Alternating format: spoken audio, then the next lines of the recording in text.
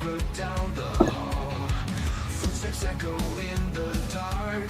Another case, another spark. Digging deep, the secrets hide. Truth they bury, it survives. It's my peace, we break the lies. We're seeking truth, no stone unturned. Every clue, every word. Justice waits in hidden rooms. We won't stop, we're seeking truth.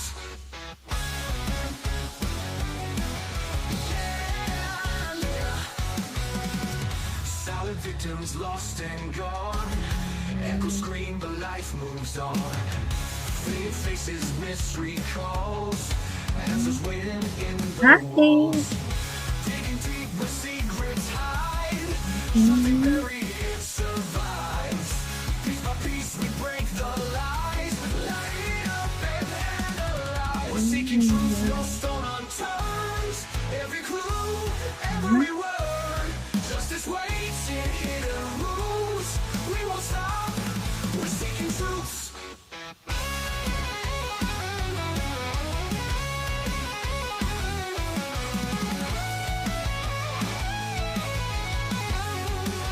Yeah, I'll like that one. Through the static, through the fear, we'll uncover what's unclear.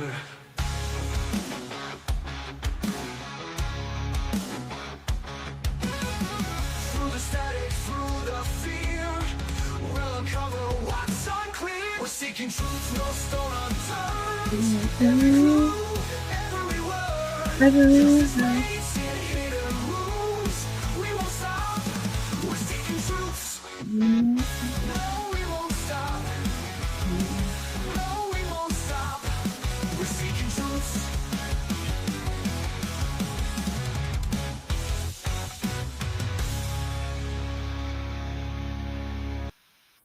Yay, what do you guys think about that? Yay, I have a song. At least I got one, and I love it. It's my favorite one. Hi, everybody, even the ones that are in the bushes. Jesus. I'm not sick, but apparently my heartburn is messing with my vocals and stuff. From what the doctor says. We'll see. We'll see what the other doctor says. But hi, everybody. Hello. I know I probably chose like the wrong time to go live, but it was kind of a spare spring of the moment type of deal. Cause I know local lives go. I like to watch the Milkers. I like to watch Savage. She's my favorite. There's a bunch of shows coming on later on. It's a mess out here, YouTube. I mean, YouTube, get it together. The things that you allow on this platform, is mind-boggling. It is the most unthinkable things that you can see on the internet. It's on this platform. It's gross. It's some of these people don't realize like the lives that they are affecting. Like they don't see with all the chaos and all the misinformation and the blame and like obviously there's no evidence. If there's evidence out there, it's gonna lead you to find out what really happened. And that's why there's FBI, ICE, there's, like law enforcement, detectives, homicide units. Those are the people that solve the crime. Maybe sometimes even PIs can solve a crime. But to just automatically assume the worst in somebody that they did it when there's no evidence leading to that, and the law enforcement can never just come out and give us everything that we want when we want it. We know how this works. We've seen it with the Quentin Simon case. We all, not all, but not me, but most of those tragedy pimpers out there, they were the ones that were stupid and not realizing that stuff was getting done. Stuff was getting done behind the scenes. Things that we don't know, that maybe we shouldn't know. The Megan Boswell case, that just, there's too many kids. There's too many kids being lost. The second case that I have is really close. Michigan is not close, but it's a drive, okay? Cleveland, on the other hand, I used to spend a lot of time in Cleveland, especially when I lived in Cleveland for a while. A bad trauma story with that, but I have lived in Cleveland. I know what it's like. I know it's a struggle out there, but this mom, I'm gonna get them twisted. The mom and dad were first baby, like this is their first child, okay? And the mother and father did everything right. They were protecting their child, trying to be really good parents. They loved their child.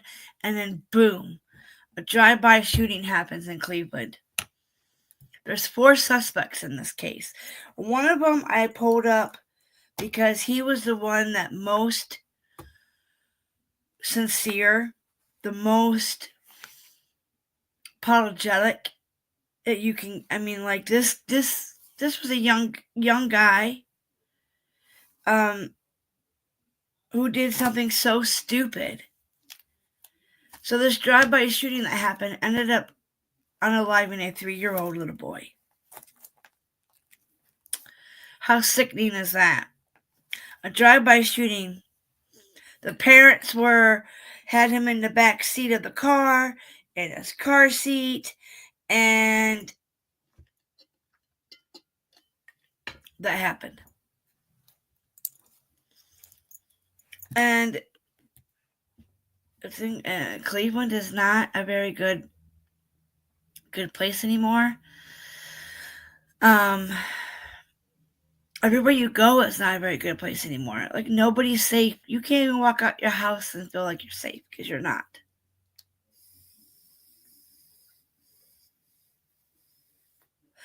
So, I have that, and then I have a 911 audio that's been out there.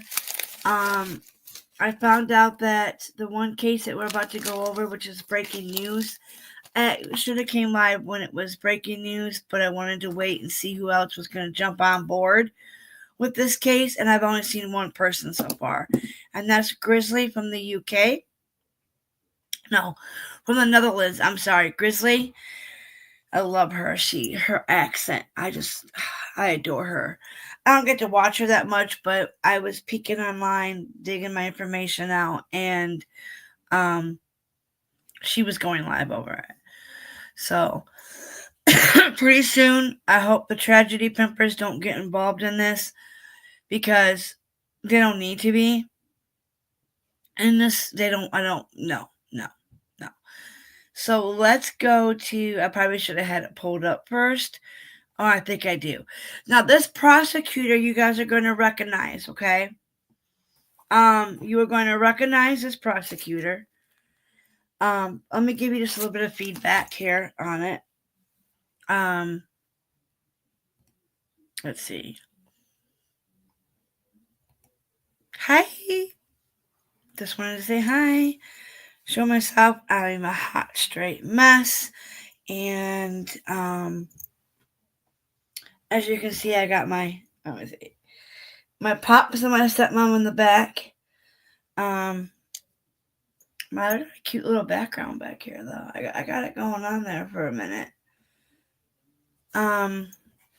So yeah, I have my handy dandy book here. It's just mostly this book is this is the kid one. I know these kids were 12, I do believe 13 and 15 years old. The mother's name hasn't been released yet. I'm not sure if the prosecutor that you guys are going to see, but this prosecutor is the one that did the Okland. She prosecuted the parents of the shooting of Ethan Crumbley. So let's get into it. Because I'm here, but I'm not here for a long one. I'm going to try not to be. So I'm going to go ahead and share my screen with y'all, if I can remember how to do this. And we're going to, dun da da! Look at that famous prosecutor. I know you know her. She feisty. Oh boy, she feisty. And she means business. First, I'd like to announce she says that we have authorized 3 charges of first-degree child abuse against Kelly Bryant, a 34-year-old resident of Pontiac. My office has already advised the court. So, yes, they have released a name now. I'm putting that in my name. I'm putting that in my handy-dandy notebook. I don't know if they spelled her name right. Oh, yep, here it is. Let me rewrite it here. Whoops.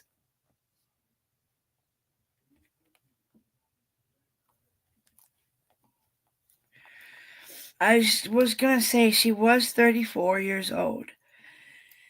Now, I do want to let you guys know the kids are safe.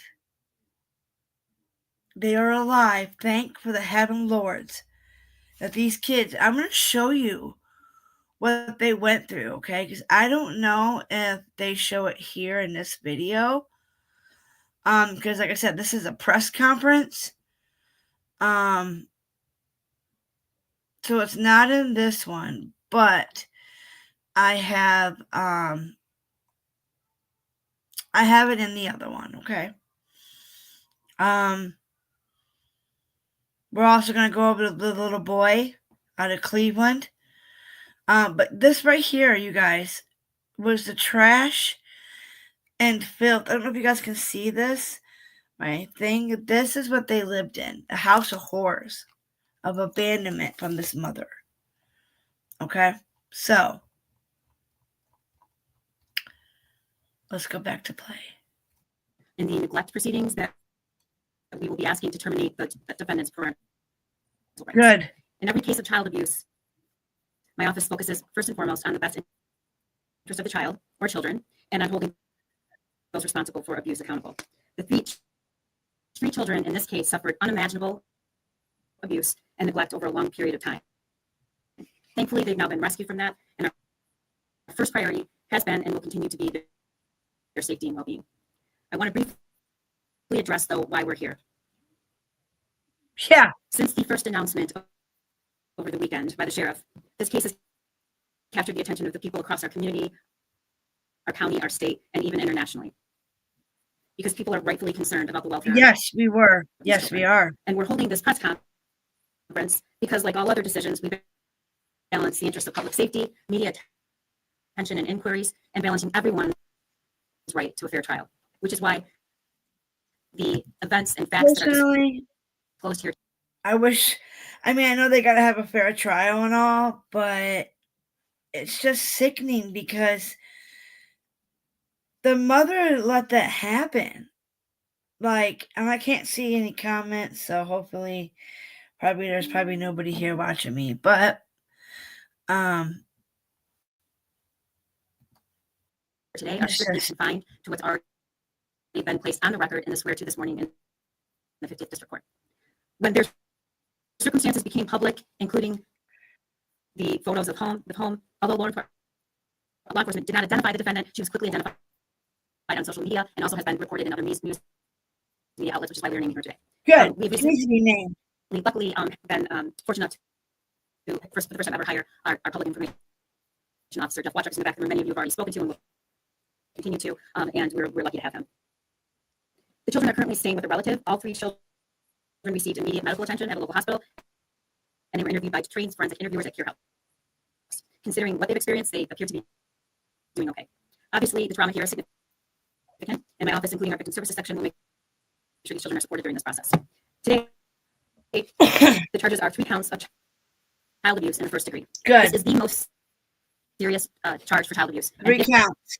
Convicted, Ms. Bryant could face a sentence of up to life in prison. In the swear to this morning, on the record, it was stated that in 2019, suspect Kelly Bryant was living at the home, which I'm not disclosing the address at this time, in Pontiac, Michigan, with her 4 children. At some point between 20 and 2021, the suspect moved out of her home, leaving 3 of her children abandoned in that location, while 1 of her children went to live with their father. See? On February 14th, 2025, police were called to the home by the landlord. Police learned that the landlord was concerned for the welfare of Ms. Bryant, who had not paid rent on the property since October of 2024. Yes, correct. Police entered with the landlord and discovered her 3 children, ages 12, 13, and 15. Her daughters were hiding in a bathroom that was filled with feces, piles of trash, Wait, we gotta go completely back. non-functional. While her Sorry, because I might have to make a typo Edo here because I think I got the ages wrong, and I'm so sorry. I will correct that. I'm still learning, so don't bite my heads off if I have the age wrong. I'm sorry.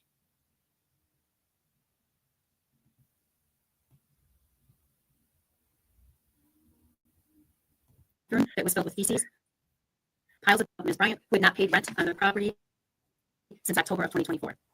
Police entered with the landlord and discovered her 3 children, ages 12, 13, and 15. I got it right. Her daughters were hiding in a bathroom that was filled with feces, piles of trash, and completely non-functional, while her son was hiding in another room. Police were astonished to find anyone in the location because it appeared to be uninhabitable, with piles of garbage and refuse several feet high, including large amounts of human excrement. The children were afraid to come out of their hiding places and to speak with the police. Police had to repeatedly advise the children that they were there to help and they were safe. The children's bodies and clothing were covered in feces, and the girls had difficulty physically walking outside of the residence. In addition to the physical difficulty, they appeared to be and were immediately overstimulated upon leaving the residence. They were so scared to leave their home. All 3 children were transported via ambulance to the hospital and showed signs of severe neglect. At the hospital, the children struggled with completing basic hygiene tasks like flushing the toilet and brushing their teeth because they had not done it in years. Oh my God. The children were forensically interviewed and described having virtually no physical contact with their mother, suspect Bryant, or the outside world in several years. The girls had not left the residence in several years, and her son had only left the home to go into the yard approximately 2 times, never venturing away from the house more than to check the mailbox. During his interview, her son stated that he would text their mother when their food supply was running low, and she would have food delivered to the residence. The children shared that during the years they were concealed in the home, suspect Bryant failed to provide toilet paper, soap, or shampoo. The defendant instructed the kids that they were not to enter the door or leave the house. All 3 children expressed fear about what their mother's response would be if they left the home. The defendant concealed the children from family and friends and lied about who was caring for the kids and their whereabouts.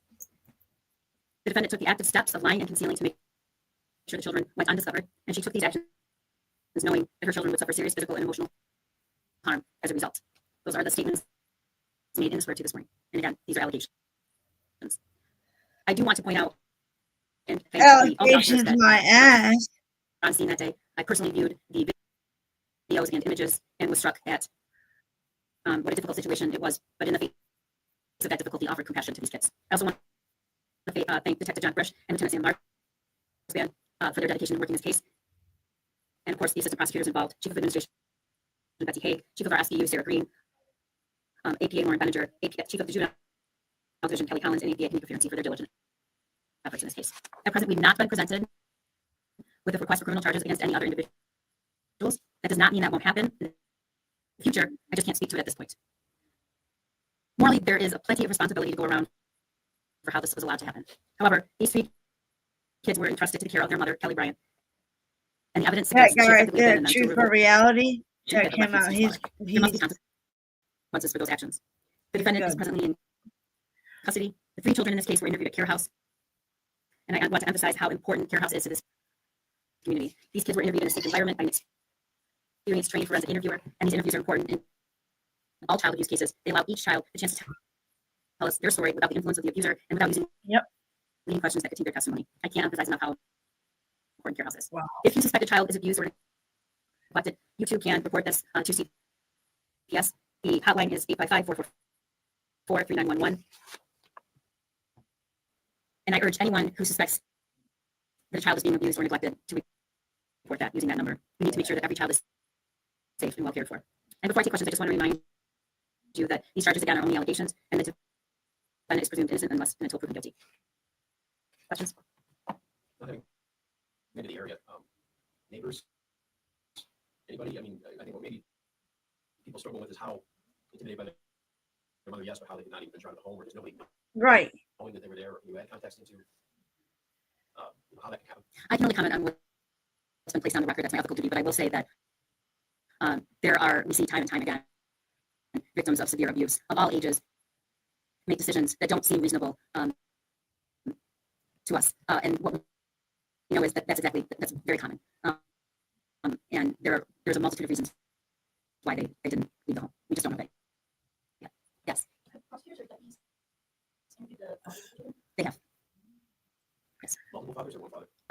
Two. I think it's already public record that of the 4 kids, there are 2 fathers. 2 fathers out of the 4 kids. Oh my God. Yes. But only 3 were in the home. It's a pretty significant child. There's power in the word no. At University of Phoenix, there's no application fee. And That's a difficult question and a really good question. I said yesterday, and I said this to the sheriff personally, we say a lot, this is the worst I've ever seen. And I stopped saying that because every time I say that, I see something worse. It was unbelievable what they were living with for years. Unbelievable. It wouldn't be Unbelievable. surroundings where you would want any living creature Got the F-bomb. living in, creature or animal or God, particularly Jesus. beings. I mean, these kids not to have even basic hygiene tools. Hygiene. And I guess what stands out the most for me is no love No was nobody there to care for them. love. For between 3 and 4 years. No No parents. love. Nobody physically present to let them know that they were safe. Where was... No, thank you, Spitfire, for saying you love my background. I can't comment on Is she being held on any outstanding charges, or is it just on Sickening. that. We are not aware of any other holds or matters that she would be held under at this moment. And she's being held because of these pending charges. Now they're official, and she'll be arraigned. She could spend up to life in prison. Context, appreciate what you said about that. You mentioned that you texted his mother, one of the old boy. So he had access to a phone apparently, but All the children had access to the phones. They all had their own phones. Wow. so would they see her? I read an account that maybe she drops some food off weekly, or can you talk about how they survived if they didn't leave the home, how often she came, and where she was staying? There was no, according to the evidence that's been placed on the record, there was no physical contact whatsoever. And I don't think it's accurate to say that they had food dropped off weekly. Sometimes, right. And sometimes it was longer than that. But she And was the one distributing. no, not all the time. Excuse me. Shit. I'm out. Man, I don't know how I'm going to edit that out. Stupid green tea. Not improperly functioning. An apple cider. Air conditioning was up. Or I don't have that. That has not been put on the record. But I do not believe that there was. I believe there was heat enough so that the children were at least able to live there. If not, as you know, given cold temperatures, there would have been signs of freezing death. where was she staying? I don't have that information. Not there. And obviously you charged her, so you think I'm assuming that obviously there's competence. So not there's ever a reason for something of this horrific nature, but any inferences to the why that she just decided to abandon her kids beyond some might think mental issues, but obviously not if you're charging her. Right. Without commenting particularly on this case, as the prosecutor over 4 years, I've been asked, and I hear repeatedly that question on all of the terrible, violent, She could. atrocious acts that we see. Why? And the answer is we don't know why. We can't get in the mind of somebody else. But we do know what the evidence shows, and we have a law, and nobody who is not found competent can stand trial. So I can't comment on that right now. But just to say that sometimes there isn't a why. Yeah. Sometimes there isn't a why. I don't think I've ever heard that one before. Why didn't no one tell senior drivers about this new rule? If If you are currently insured, drive less than 50 Sorry, miles a I day don't and have live that skip thingy. I The can't comment. no ad thing. The defendant has an absolute right to remain silent. So any comment I would make on whether or not she's spoken to the police would be a violation of her rights. So get the Something wonder right. if the family and now how they didn't know. I'm not trying to explain by asking, but where were they prior? Or how did they not know? I mean, there are a lot of questions out Good question. And the thing that I want to stress here is that we are responsible for prosecuting all of the criminal cases in this county. We're also responsible for representing the Department of Health and Human Services in neglect, child abuse and neglect proceedings. So we are simultaneously prosecuting the criminal case against mom and the neglect proceeding pertaining to the kids. So we will be asking our client, the Department of Health and Human Services, to file a petition determining her rights. There's just a lot we can't really get into. Except I do want to say that our client, the Department of Health and Human Services, their number one priority is the care and welfare of children, and wherever they are placed, they do their due diligence to make sure that is a safe placement. And all I can say is that those questions were asked and obviously satisfied. And the other thing I want to say is there's been such an outpouring in this community, but I would just stress that in the effort to take care of these kids, that we've also protect their privacy. And Pontiac, if those of you who don't know, it's a small place and everybody knows everybody. And Pontiac, Michigan. Any outrage is totally understandable, but we want to do as much as we can to protect their placement so that they are protected. But to be clear, they are not wards of the state. They are with family. They are in the care and custody of the Department of Health and Human Services, and they are placed through DHHS with a relative placement. Yes, the custody remains with DHHS until otherwise determined by the court. And again, those are two different proceedings. Yes, that we are. There was a preliminary hearing yesterday, and we'll continue to. Hey girl, sorry, I was trying to information about that as that moves along. I was trying to find my channel. Couldn't find it. Thank you so much. Yay. Okay, so that one, I see stepping to the book right now. Pam Bondi's, we're gonna switch right back. that was horrible. But I do want to show you guys what they were living in. Let me go. I thought it was on here.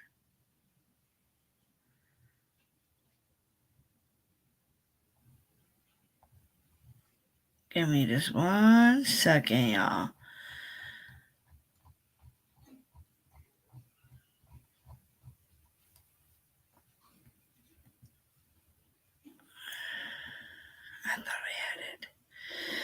Thought I had it. Okay, so we are going to go to here. No, wait. See, Assistant Prosecutor Lauren Benninger, Chief Crapola. Special Victims Unit Sarah Green, our Chief of Administration Betsy. Sorry, y'all, wrong one. Dang it. We'll get it together eventually.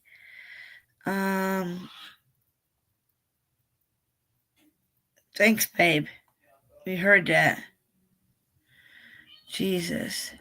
This morning, returning the spotlight on a horrifying discovery in Michigan. Officers find 3 siblings living alone in deplorable conditions, and now their mother's waking up behind bars. This is what it looked like inside, and my friends, we even had Oh my God. blur some of these images because it's just too disgusting. This home was filled with garbage and human waste, and the 2 girls and 1 boy, ages 15, 13, and 12, had been living like this for years.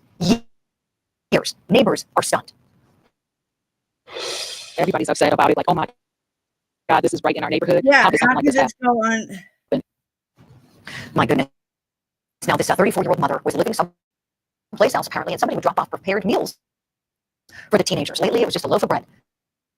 Officers were called when the landlord said that he hadn't heard from his tenant since December. She hadn't paid her rent since October. How could nobody know this was happening in this house? How? Let's How did they not talk about that know? and bring our guest on. Welcome in the studio with me. Retired. Oh, thank you. super- I know it's been a while. with the Department of Homeland Security. He's also a firearms expert, I'm an back. author as well, Dr. I'm Jason back. Piccolo, and of course, Attorney Casey Early is standing by with us remotely to dig into Girl, this case. I hope you Dr. Jason, know you've come I know you've been on many scenes in your career. there. How do you Yeah, feel about she this? deserves The thing is, they were sheltered. They were in place, and they were so scared to leave. Listen, when you live in your neighborhood, you really look around at your neighbors. You see them that She's much. facing life You know, my last name where I lived in, I told you were some of my neighbors. So who's going to report it? And if they did see something, who do they report it to? So yes, they were sheltered and too scared to leave. So it's just a horrible situation. Absolutely Her horrible. picture's right here. But I Casey, can't we talk all the time. Not only are you such an outstanding parent, you're an outstanding mom too. And a lot of times, your experience as a mother will inform things you think about in courtroom and themes and trials. What do you think about this when you hear about the mom waking up behind bars and nobody knew what was happening in her home? Accurate, but as she should be. Julie, my heart breaks. looks like. I'll be quite honest because I'm taking it from a perspective as a mother. Being a mother of 4 children, when I read this story, I could not understand how is it that you can abandon your children. I've heard of the 3 to 4 day drug binges, but 3 to 4 years. I would say the system did fail the children, and here's why. I know that they were abandoned around COVID, so even if they were online, 2019. is there not a system in place to see that these children have not been in school? And then thank goodness she stopped paying her rent because who knows how long this could have gone.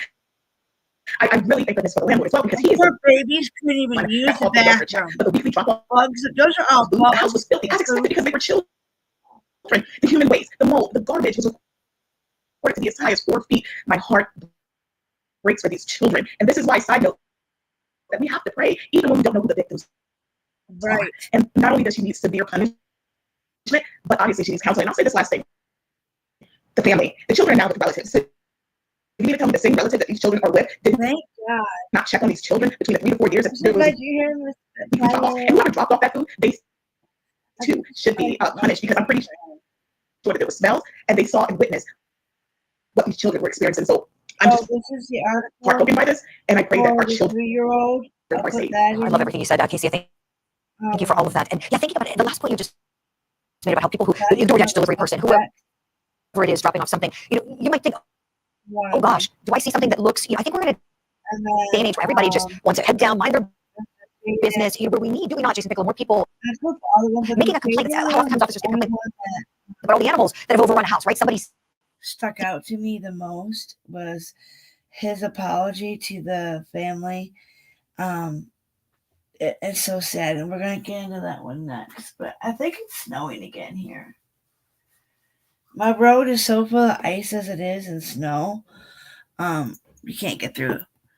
see something when a neighbor opens a door. In fact, I got a clip from the sheriff. Let's take a look at his reaction.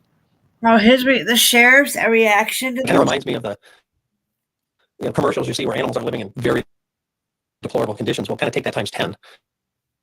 And that's what the kids were living in for years. And Jason, if law enforcement doesn't have people willing to speak up and say something that doesn't seem right, and how can anything get done? Have some sort of system in place so they can do their mold. Right. The boy told the deputies their mother abandoned them in 2020 or 2021. But they lived in that home since 2019. Fast facts. But I'm gonna write that down on my sticky note.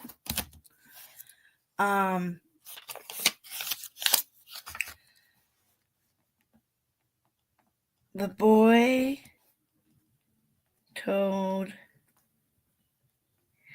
deputies the years 2020 or 2021 that they lived in that house. The girls were found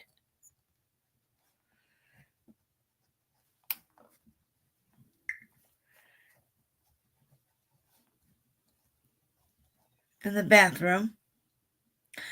There was garbage, mold, and waste throughout and human waste throughout the home, which was sickening. We saw that. This was just it's hard to it's unspeakable that it happened. Yeah, this was going on. I mean, look at this. I mean, the girls were sleeping on pizza boxes. The boys slept on a mattress. The boy told deputies his mom abandoned them in 2020 or 2021. They weren't going to school. And that was a question I had. Casey, apparently they found no one had gone to school. So for years, they're not going to school. The girls hadn't been outside in years. The boy went outside twice to feel the grass, check the mail. I mean, it's like them needing a parent too to guide them. As I was seeing these things, I'm thinking, oh my gosh, you realize just how dependent children are on mom and dad. Indeed, Julie. I mean, we are nurturers. We guide, advise, love, care for our children, and they didn't have it. So They didn't know the difference between right and wrong. They didn't know that they had to clean up because they didn't have that guidance. They didn't have that love. And I know they're going to need counseling for trauma. They're going to need, just that education. I mean, they pass time by playing games and just sleeping. This is not how children are supposed to live. Their innocence was stripped from them. Yes, and their it mother was. and father, absentee father, is to blame for the situation. So true. A great analysis from you I both on just this one. can't We're going to believe watch the this case. relatives didn't Oh, fight. everybody's talking about it. We're going to watch.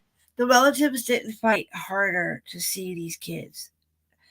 Because if that was the case, I mean, if the relatives would have asked more questions and asked to be seen, where are these kids? Where are these kids? And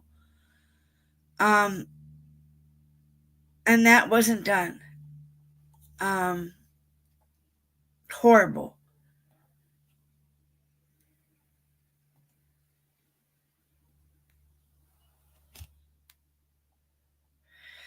All right, so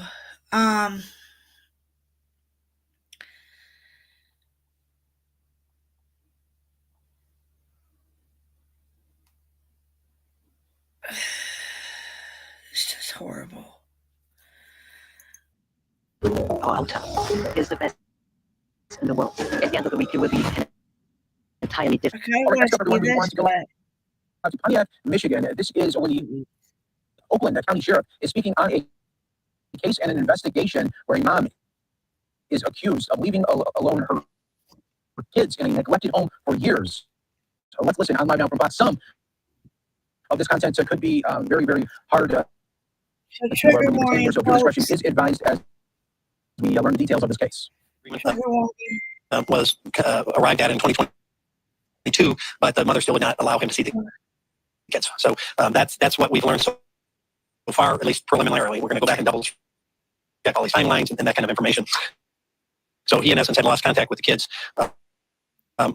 and that's where that. Yay! So we've had questions about that. The other questions that we've had was, who were the other people potentially dropping food at the house other than the mother?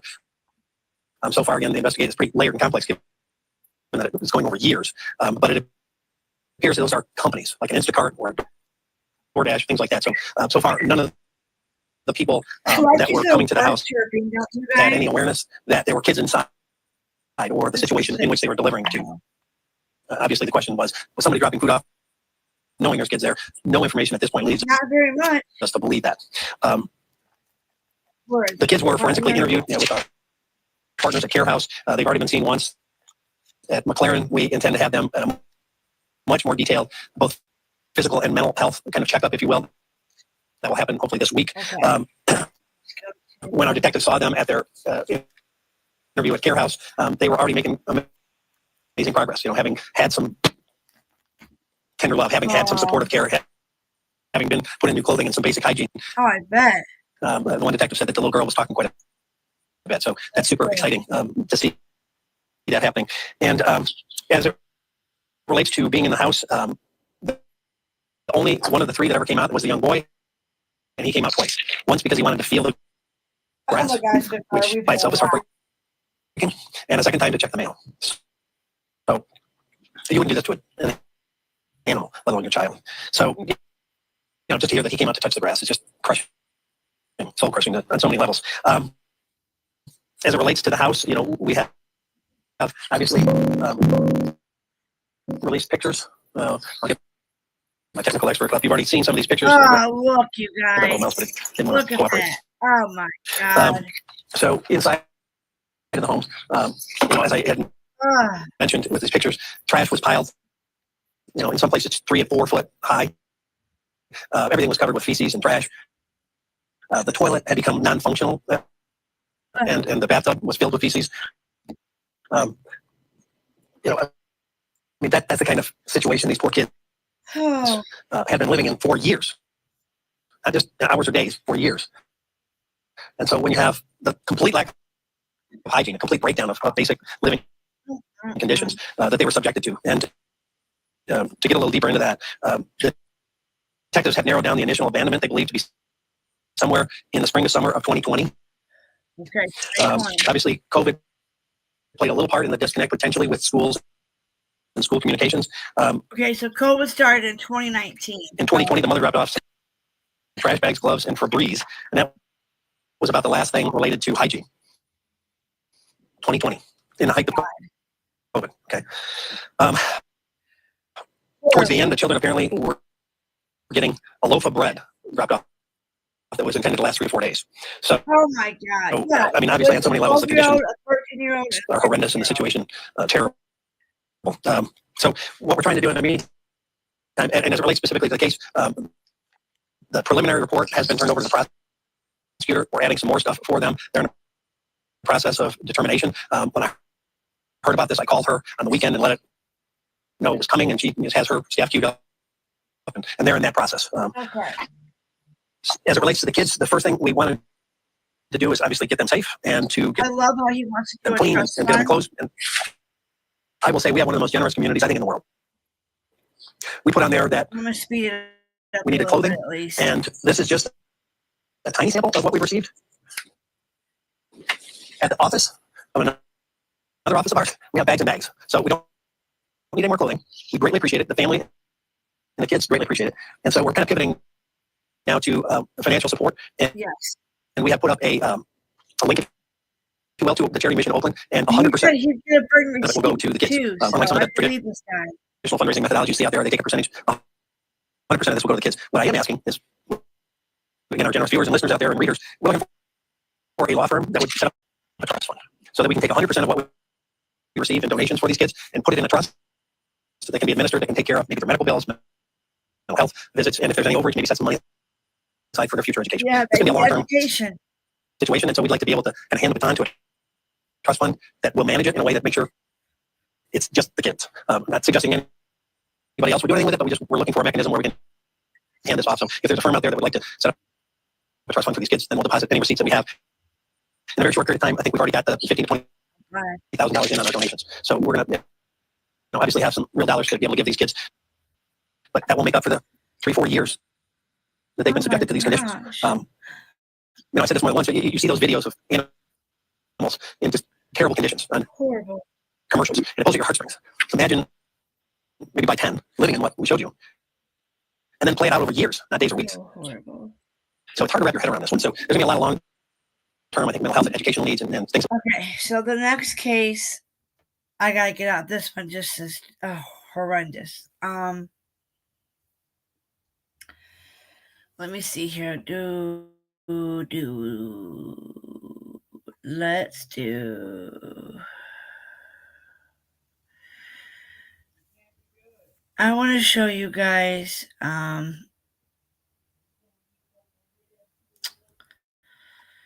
right, let's go. This is, we'll do the 911 in just a second. I want to show you guys.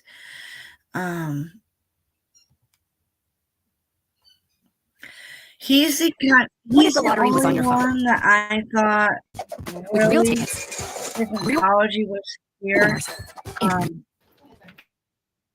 This is Jaden Sorson.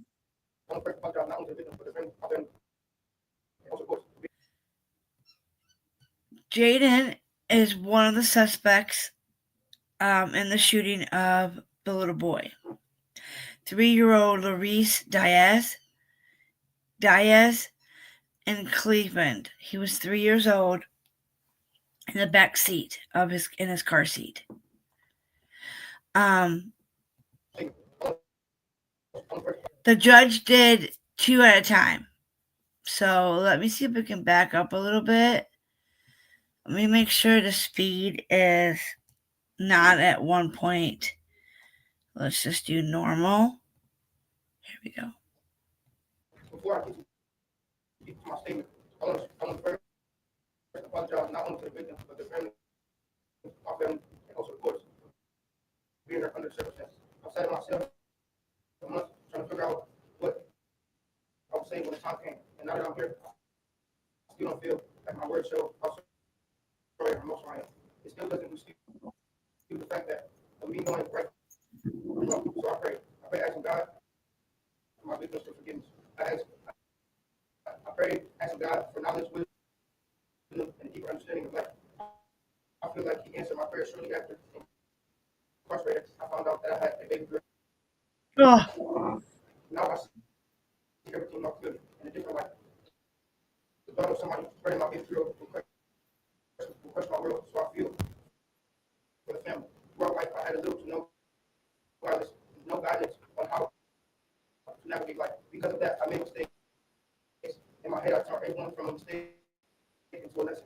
I've learned that one little thing can take you away from your loved ones. I've learned that you can scar someone who's on the same journey as me. I've learned to ask for help instead of trying to take the world on my shoulders. I learned I should be a pillar to the community instead of a problem. Basically, I learned who I am. I can go on and on about what but who would never get on with these proceedings. Before I end this, I want to apologize to the victims again. Hopefully one day they can forgive me. Thank you for your time, your honorable judge. Whatever time you give me, I thank you in advance. Oh, okay. So that one was a little hard because he was part of a horrible thing, and that just Was doing that day in that trial. But not all. but he's the only one. Jaden was the only one I really thought. Point out at this point with me today, Judge, are members of police. He has his family, as you can see. They're here. They've been here. I can't stand that woman right there. The Catherine lady. Unfortunately, his mother, Angelica, is not with us today. She is ill and is unable to be in court today. I bet she's. As you can imagine, Judge, this is very difficult for this family. I'm gonna speed it up for this. Coming into court, I I'm not want sure you if guys to hear this was the one that say anything in court today. A lot of which is because it's just so hard to do. So I'll do this. The begin with James Sorensen, Judge. 16 years old at the time, and you know for this trial that before September 28, 2023, Mr. Sorensen was no stranger to guns, no stranger to it was 16. Using them for show, for play, for all sorts of reasons. It was all over his phone, some of which were poses involving other people, most notably the department. That didn't matter at all until before September 28, 2023, but it certainly mattered after. James Sorensen made choices. He made choices to go with the adults. Yep. He made choices to take a gun with him, to follow Monty Parker to that spot behind the trees, and to pull the trigger of the gun he was holding. Those choices were all bad. And he is here. So glad everybody's here, though. Thank you for all being here. This is Well, tough. I know it is. Well, when he was arrested 2 days later, he made another choice. And he chose to tell the police what happened. And So he told the police what happened. because in a case full of horrible decisions made by all of the adults,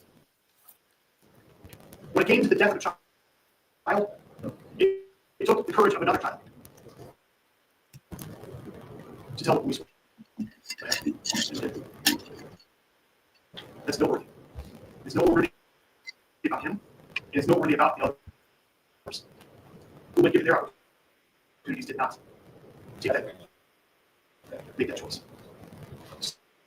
So when it comes to James Sorensen, Judge, you know what he did, and we're asking for you to sentence him within the range that's been agreed to be recommended today. We're going to recommend that range to you, somewhere between 10 and 20 years. But I want to know all of he did the right thing. the things he did on the 28th, the things he did on the That's why I picked him out of all four suspects. I did not feel it. He did another statement. I did not feel the need to sit down with him. Because he was so honest. He told him what happened. Like, he was just a kid. He was 16 years old, hanging around with the wrong people and guns. Prior to entering,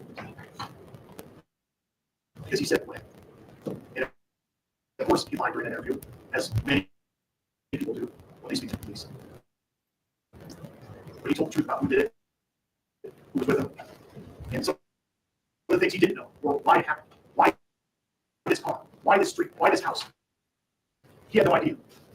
And that speaks to his and Devontae Parker's involvement, Juan Davis's involvement, and Catherine Treadway. So let's talk about Catherine Treadway, Judge. I don't like her. As you know, in August of 2023, Catherine Treadway, who lived above in jail, and her family, had an incident with Juan Davis. That incident led her to call police, and for the police to come out and to take statements. It took a statement for her, and it took a statement from Angelica. Because that was a case of an alleged aggravated burglary and domestic violence. So, of course, we'll talk to Catherine Treadway, the victim of the incident, and anyone else who lived in that same building. That would be Angelica. He was not arrested until after his indictment in that case on September 15th. He was arrested. September 13th, he was indicted. September 15th, he was arrested. September 19th, he was arraigned and made bond. And part of that bond was no contact with Catherine Treadway, court supervised release, and GPS monitoring. And then we move on to his first pretrial, September 27th. Why do I mention all this? Because Catherine Treadway, after he was released from jail, had many communications with Juan Davis. She texted him many times. She called him many times. Which is important. I'm And going it to was show after you that guys pretrial, his 27th. thing too. First off, that morning she told him, I'm not Report. told me not to at all. His case document. She wants him back in her I life. did some digging and I found his And thing. it's sometimes I didn't look for the later that other day is when she begins calling him using star 67. I looked at those records over the weekend. Between that time, which was around 12:30 on the 27th, through 2:30 on the 28th, so that covers the time during which the shooting happened. She called Juan Davis 99 times Damn. using star 67. Not once did she call him without using star 67. Which begs the question. What was that for?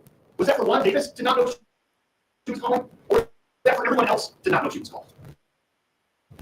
99 times that she spoke with him, and several of the times. I know some of those in the sentencing. Wow. And when you look at this in conjunction with what was going on with Juan Davis, she wanted him back in her life. He wants this court case over. She's telling him she's not going to court. It puts what happened in unique light. Because, as you know, Angelica testified that she was leaving this house. She packed up her things, she put her kids, she didn't.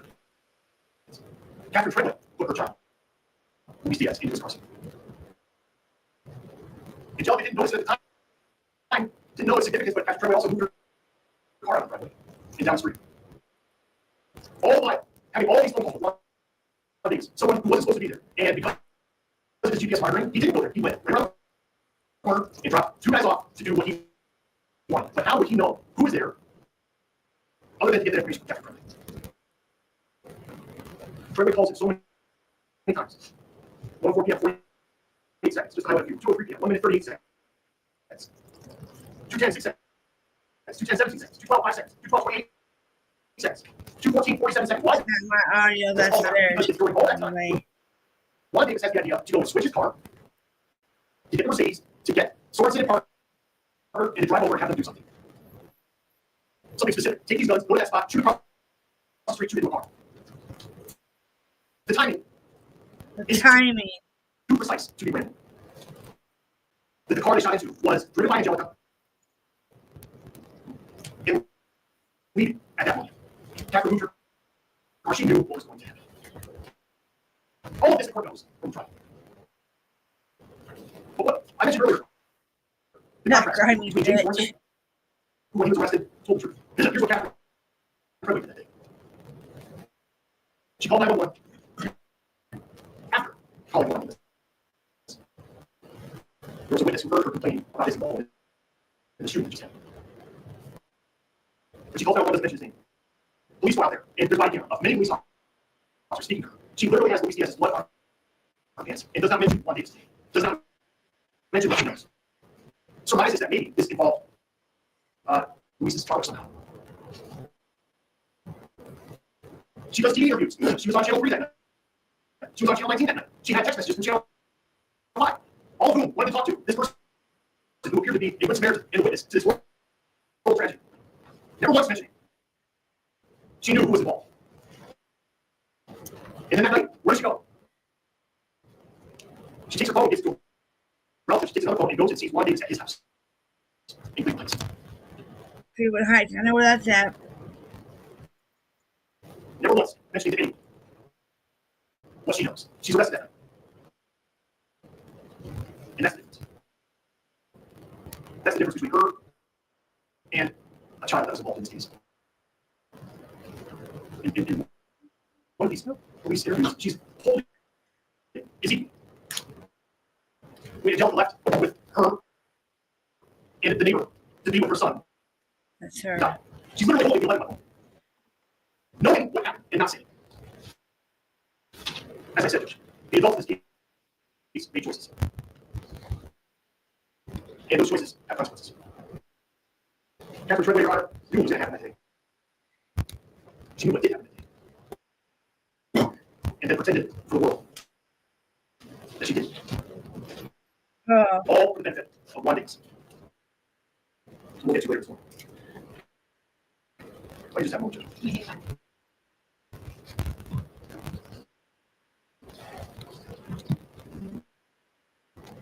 I'd like to bring up member. Okay, you guys, trigger warning. It's sad. Can you tell me? Wait, hold it.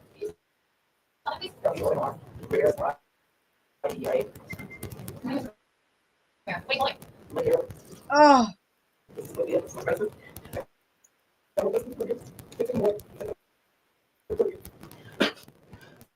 and he had his head up the whole time.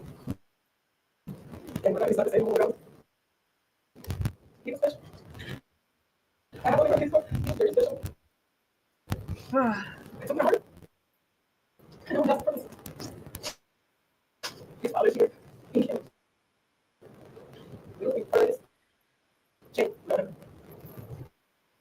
this was our first one too.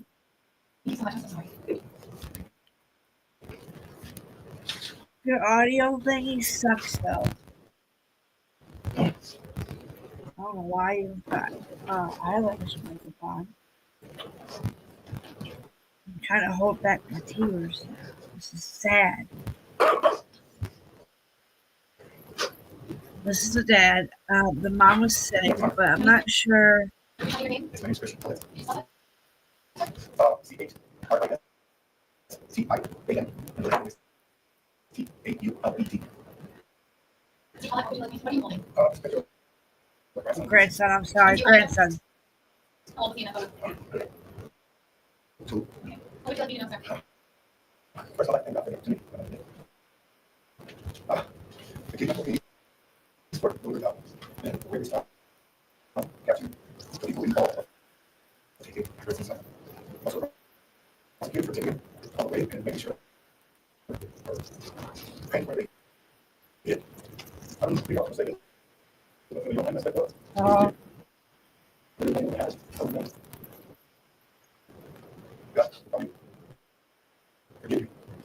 Oh, I mean, somebody used to have a problem with the law. The first time I'm here, and the reason it's not best. This is my grandson. And I used to see this in the news. Matter of fact, I have to meet for my family. And now, when I see these kind of cases on the news, I cry. I know how they feel. How bad they feel. How okay this I feel. And I always say this, I hope that you get the maximum sentence that is required by law for the crime. That's what I say. Thank you. We got 4 to 5 inches. Oh, yeah, I think we got about that. Plus, we had a lot of ice. But I fixed rid of suitcase. I fixed rid of suitcase in my suitcase. Yeah, we got a lot of snow too. I was shocked. Ours is like a lot of ice. Sylvanus Rios. C-E-L-I-N-E-S. Rios. O-S. C-A-L-L-A-H-A-N. Oh.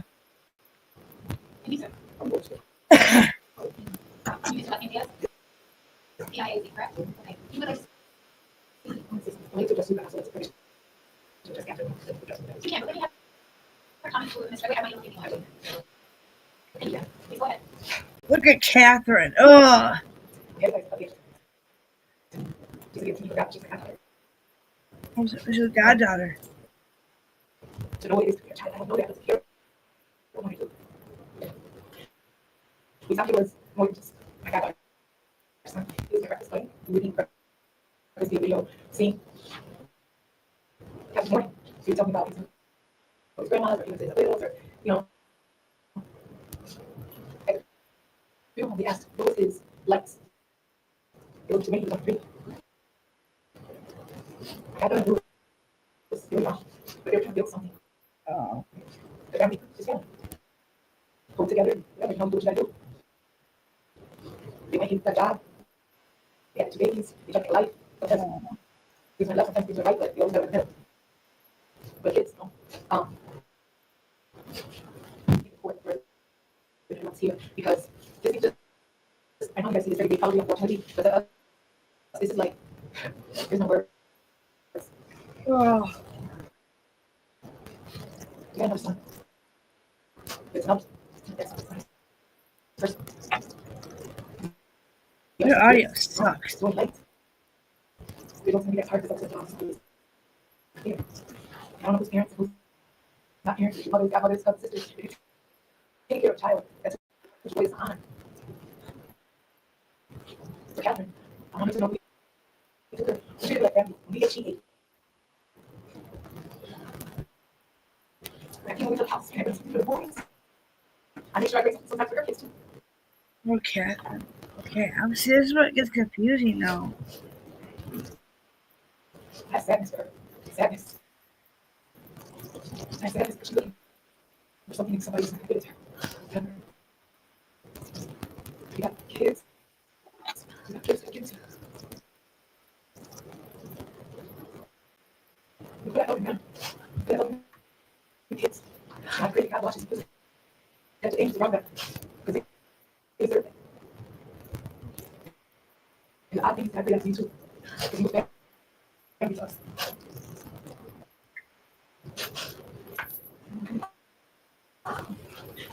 Just for the record, she referenced her goddaughter, Angelica, A-N-G-E-L-I-C-A, and the name of the wife is Angel, L-U-I. She had a J. Yeah, A-N-J. Thank you. I called you No, no, the no, first no, way. no. Yeah, I'm crazy outside. I love it. I love that. I want to make sure we have a record, an accurate record of what you have said. It's very important. Yes, I think it was just like, you were here every day. It's hard. Oh, I want to. All right. Take this. go back. It's been very hard for me. And it's hard for us to. Whew. I just have to. Take your time, sir, and if you don't want to say anything else. I would say to the prosecutor. All right, say. I watched this a couple times and Myself, I lost my question. because I know Catherine has a different tie into all this. This lady spoke of Catherine in a different way. You can see the joy. You're probably 15 feet away from me. You just radiate joy. The whole soul. You can show that. And she's just, oh. He's the only one that did something right. Judge, that's it. We ask you to sentence each defendant. We ask you to use your discretion both. When Counsel Captain Treasury Judge, we're asking for you to sentence within that agreement. Recognize. Motion later. Thank you. Yeah, Mr. Johnson. I think I do like to think I'm saying I have a few members. So the numbers that you also be like best support. the prosecutor stated was correct. In the summer of 2023, my client was making oral decisions, which culminated in his oral in September of that year. And he came to a realization that he had to change. And as the prosecutor also stated, was that when they started making some good decisions, starting with the fact that his co-defendants, these are all in their 30s, are not, but they're not looking out for the best interest of 16-year-old. And he started to try to earn some forgiveness. He knows he may never earn forgiveness of at least he has to that's out there. But he has made several decisions since then. That means he should try, and he has been trying. When he addressed the court, I do believe you'll find was reaching in this case, he found out himself so well that he was involved in. Unfortunately, he can't go back in time and achieve that conduct. He also takes responsibility. The prosecutor also correctly when you usually spoke with the detective at minimum. He was minimizing his role. But you saw 2 separate days. With the stand, he take responsibility for his conduct. The prosecutor was agreed. He was instrumental in bringing you to justice. And that's what he did. Now, in addition to taking responsibility for his role, for his conduct here, he's also demonstrated that he changed the name. We should have several letters. I know Mr. Rosales here, he wrote a letter. He's the reentry director last time, but he did in the detention center. Juvenile court did also have to speak with his social services coordinator in the detention center. The entire time he was in the detention center, they have a behavioral scale. He was always at a high level of behavior in the detention center. Something that he's very proud of. He achieved high school diploma in the detention center, and he knows that. That's the there for 10 years in prison. I'll put my disclaimer in here again. Also, this is my Discord if you want to get in. Yeah, I have my own little Discord. He's demonstrated to you that This is the boy article again. in any way minimize the conduct or fullness. But it shows he has a responsibility that he has. If you're for a 16-year-old, it is a long, long time. Now he's 16 at the time. And he is, he's demonstrated to this court that he has the low of that range, even potentially 10 cents, it is more. If you guys like to buy me coffee, I'm doing this. That'd be great. I need my coffee. All my green tea. I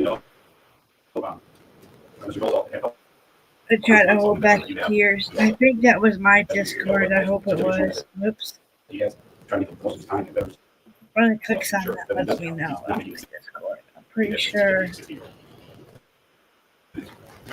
POLEZAL.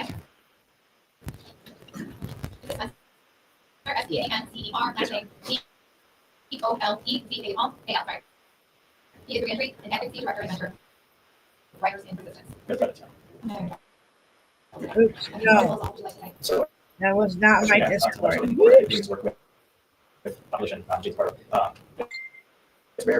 maybe it is. I don't know.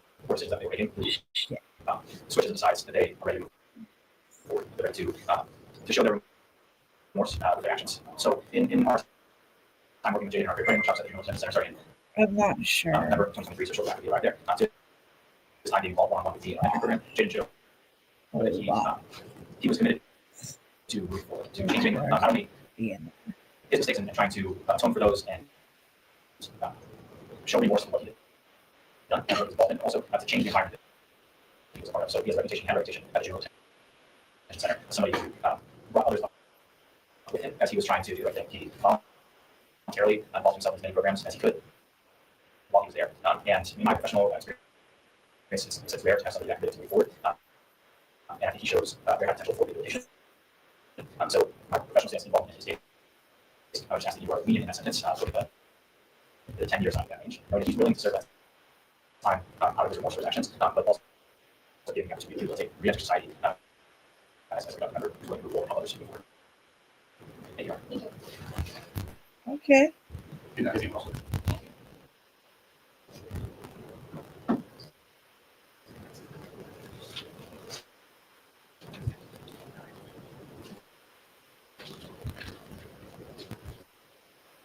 Wait, you tell me your name? Shannon Carpenter. You spell it? Shannon, S-H-A-N-N. Who's she? Carpenter, C-A-R. And barely are you stable? Put yourself together so that when you speak, I can hear you. Do you work with me? Perfect.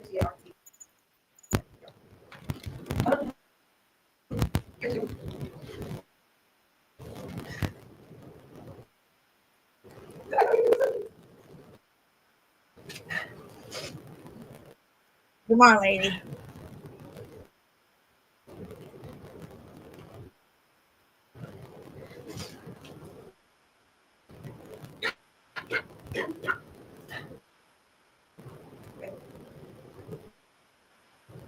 Approximately a year and 5 months ago, my nephew made a bad decision. I mean that on behalf of him and the rest of my family, first we need to apologize for the loss of those. Police. Since then, he has realized that he has a daughter also, so he's been sorry to without him. He realized that he's incarcerated. And Hi, oh, there we go. Okay, so yay. I wanted to make sure it worked. for his siblings, his mother, Because I'm in that stupid locale thing. and everyone lives. Locale Since we all understand that live this process. thing. Whew, this is just. Thank you. I can't handle this. Mr. Thornton, is there anything you wish to say? Oh, and then we go into his statement.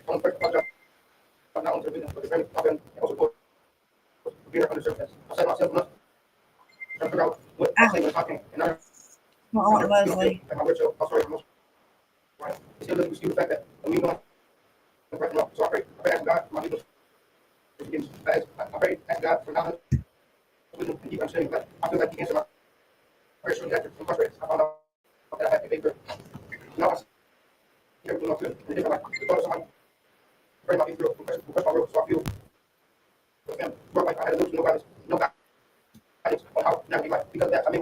We must do that. Ah,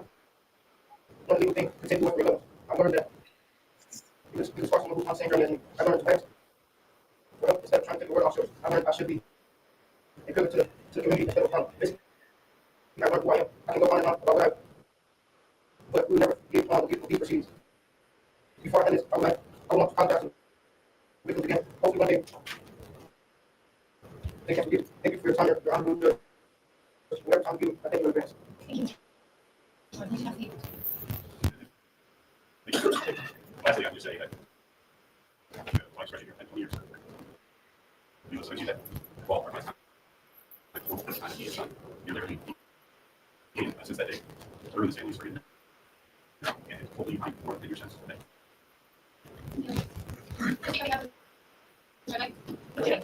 Thank you. Your Honor, and we have we've had the opportunity to review the pre-sentence investigation report that was ordered back for. In addition to the pre-sentence investigation report, we have submitted to the court as well as to the state of Ohio a psychological assessment of Catherine Treadway that was authored by Dr. Kate Hamill, a forensic psychologist, who over the course of this case has met with Catherine Treadway a number of times. she wasn't crazy. She knew what she was doing. Don't pull that shit. Don't pull that. Was to provide court with a lot of additional information regarding our client Catherine Treadway. But it's important to probably see from reviewing that evaluation, there's a large portion of it that talks about I guess I could only describe it as extremely dysfunctional relationship that Catherine Treadway has had over the course of years with Juan Davis. Our client is 31 years old now. She was 15 to 16 years old when she first got involved with Mr. Davis. And I'm not standing here to try to make this about blaming Juan Davis because people make their own decisions. But I can only describe that relationship as highly dysfunctional, abusive, controlling, intimidating, all of those things. It was Okay, I'm pretty sure that was my right to Got support. a very Let me just possible go. time of getting herself out of. And if there is one I do good thing that message comes out of the back resolution of this case, sometimes, she but knows I'm not that she's going to prison. always in Is that the other crazy this shit. will bring a conclusion to that relationship. Probably the only good thing that came out of that relationship was two of her children that she had with Juan Davis, who are now being cared for by other members of Ms. Treadway's family. So in addition to that psychological evaluation that we submitted to the court, there were a number of letters that we submitted to the court as well, as well as to the state of Ohio from Ms. Treadway's family members. In in that regard, there are a number of family members that are here present in support of Ms. Treadway that are here today. She has two sisters that are present, two nieces, one sister-in-law, and one of her brothers. So first and foremost, Captain Treadway is before the court today accepting responsibility for her involvement in this. She was not a person that sat through the trial of this. She was not a person that chose to go to trial with this. Back on January 27th, we had our motion to separate her. Yay, 5 members now. Yay. They request that was I don't get mad if you don't post in the right area either. the very next day, on January 28th of 2025, she entered her plea guilty to involuntary manslaughter with a 3-year gun specifications, 2 counts of attempted murder, count of felonious assault, 10 counts of weapons under disability. By way of her plea, by way of being here before the court today, she accepts responsibility for her actions, for her role in this. And As she should. Look at her. She doesn't look like she's sorry. which we are, a huge loss, a irreplaceable loss. But that means much more coming from Ms. Treadway than it does coming from Mr. McDonald or myself. In reviewing what has been submitted to court by way of the PSI, by way of the psychological evaluation, I think the court can come to the appreciation that while Captain Treadway has made some huge mistakes, bad decisions, no doubt about that, she is a person that has no criminal history. She has no history of violence. She has no history of antisocial behavior. She has no history of addiction. She does have a history, again, of being involved in a highly dysfunctional relationship with Juan Davis. And I can't begin to explain to the court, how that relationship plays into a lot of the decisions that she has made along the way, including the behavior that brought us here today. And she's not making excuses for that. We're not making excuses for that. If you are, if you gotta say that. Yeah, property that day. There's never been any allegation that she was firing a gun, that she had possession of any weapon. The judge gives her a hard time, gives it back to her. Let's go on to what the judge says. Yes, Your Honor, I want to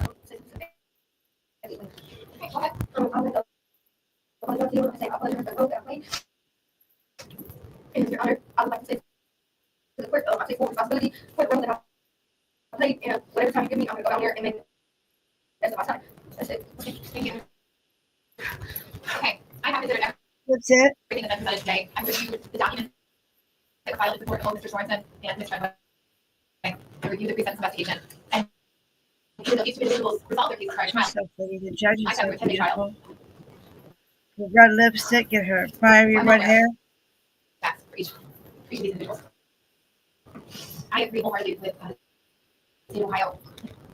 The irony that little baby was sitting in his car seat, You coming in? the safest place where he should be in his car with his mother, Midnight. Come on. and that's where he lost his life. The irony of that will never be lost on me. And I keep thinking of him. Why are you crying? I don't know, I'll forget Are this. you not paying The three of attention to you? he said that we see this all the time. We don't see this all the time. It's different. Are you not paying attention to me? I know. I know. Careful.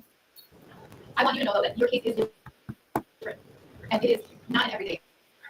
Your experience is your hurt is different than what I see every single day. I see it, most of this family who's been here. Watch it. Watch it. It's trial. Their faces are familiar to me. I don't know if I'll ever forget. He was 42 inches tall. He was tall. Tall little He was boy. tall. That's tall for a little baby. And the 4 individuals involved here stole that baby's future. Yep. He's never going to get the chance to see how tall he eventually would have been. He's never going to get the chance to grow up, to fall in love, to get a driver's license, and then maybe one day put his own kids in the safest place that they should be, which is the car seat. And for that, I am so incredibly broken. Oh, I cannot even begin to be closure because he's gone. thank you for the love and Scooby Dooby Mommy. And thank you for the courage for all of you being here every He's doing single a day of sad trial. For each of you face. to come here today. Too sad. Mr. Torrance, I'll start with you. I have considered the principal No, presented too to my much. question 29.11. Serious Sleeping. citizen factors relevant to these offenses and yourself. Don't wake him up. Supervised by 29, You wake him up. 29.12, and the need for deterrence, Okay. incapacitation, rehabilitation, and The restitution. next watch at you. That's your I fault. cannot condone what you did. What did I tell you? And you will weapon fire. But you will pay the price for your decision that you made that day. You accepted that. You accepted that plea. You accepted the Yes, sentence that was given. I do see something different in you. State of Ohio expressed similar sentiments. I even felt it when you were by direct trial of remorse. The decisions that you make after your arrest allow justice for that baby, for Mr. Figueroa, for Mr. Mateo, and for Ezekiel. I don't often, I don't know if I've ever seen people express remorse and regret, and that would change behavior. Usually not today. We're young, the greatest chance for change is now. So I hope you see it good. Otherwise, you will not only have wasted the baby's life, but your life as well. So, with all of that, count 4 is qualifying offense. Here we go for Jaden. Well, first of all, We'll show you Jaden's the 3 year paperwork. investigation will serve that prior to executive to the qualifying offense in count 4, which will be 8 to 12 years. Count 7, sentence is 8 years. Count 10, sentence is 8 years. Count 13, the sentence is 6 years. And on count 14, the sentence is 18 months. The firearms specification runs consecutive. And the remaining charges will run concurrent for total sentence of 11 to 15 years in prison. You have 507 days jail credit. And that will go over your sentence. It does not go to the firearms specification time. Once you serve that mandatory first 3 years, then you get credit for the time that you serve. You'll also get credit for future days you spend here before you transfer it to the appropriate institution. After you serve that mandatory portion of your sentence, you do have the right to earn good time credit. It ranges anywhere from 10 to 5 to 15%. And answer minimum sentence for good behavior. I have the right to deny good time credit before that happened. I would assign an attorney to represent you in the court.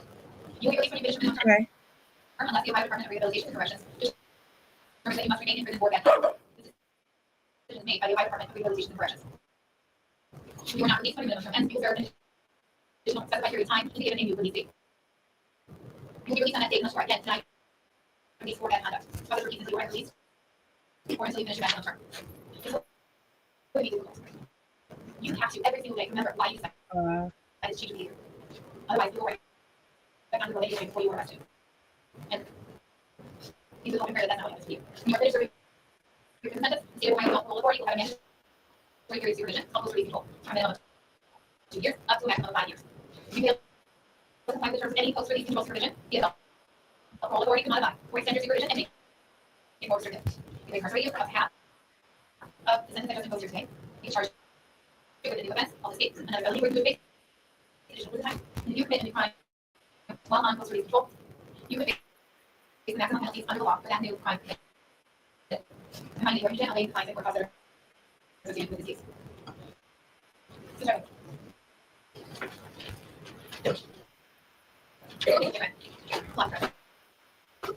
I will never understand. I like the judge. The ice in your veins. I would need to put that baby in the car seat. To move your own car out of our sight. To continue to call Juan Davis.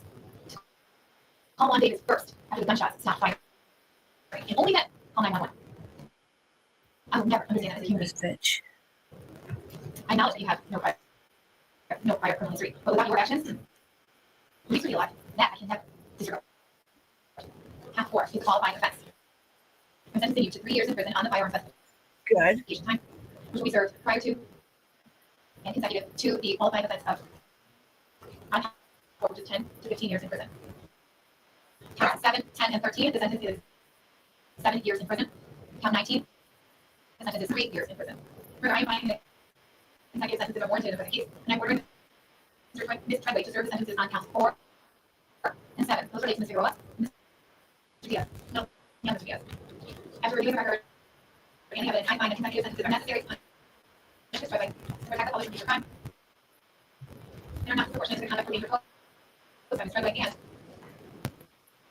that Ms. Treadway's conduct involving in this case was hard course conduct, and that the harm caused was so great that the overturn would not adequately reflect the seriousness of the conduct. So the 3-year firearms investigation will run consecutive to count 4, which will run consecutive to count 7.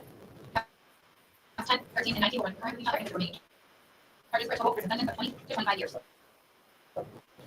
It is possible for you to earn good time credit once you finish that mandatory 3-year firearms investigation. It ranges from 5 to 15%, and it goes against the minimum sentence for good behavior. I have the right to deny your good time credit before I have it. I have not hearing and appoint an attorney to represent you. You will be released when you finish your minimum term, unless the Ohio Department of Rehabilitation and Corrections determines that you must remain in prison for bad conduct.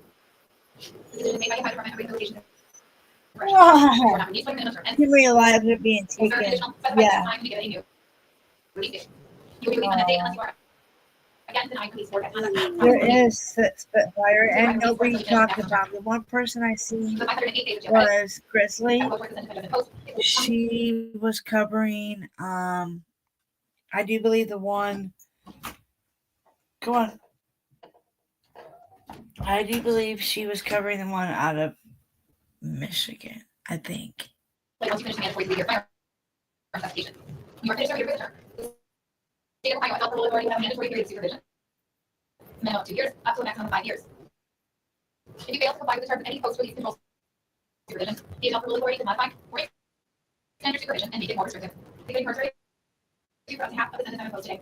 They can charge you with a new offense, all the state, not a felony where you would face additional prison time. And if you commit a new crime while on post-release control, you could face the maximum penalties under the law for that new crime committed. I'm also finding that you are indigent, you will be serving prison sentence, and I will waive fines or costs that are associated with this case.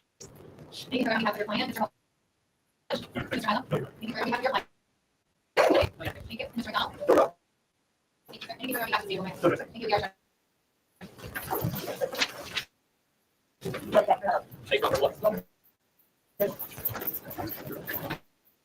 Oh. So those are the two people that really stuck, that really said anything.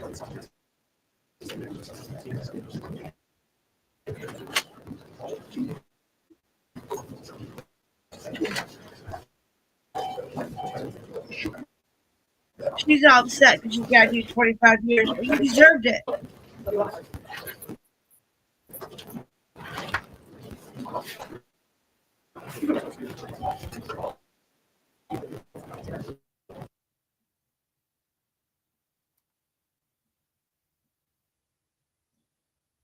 And then I think they do the other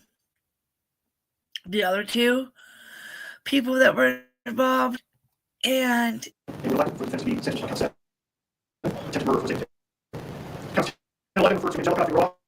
Police counts murders, state arrest, 11 sex on 10.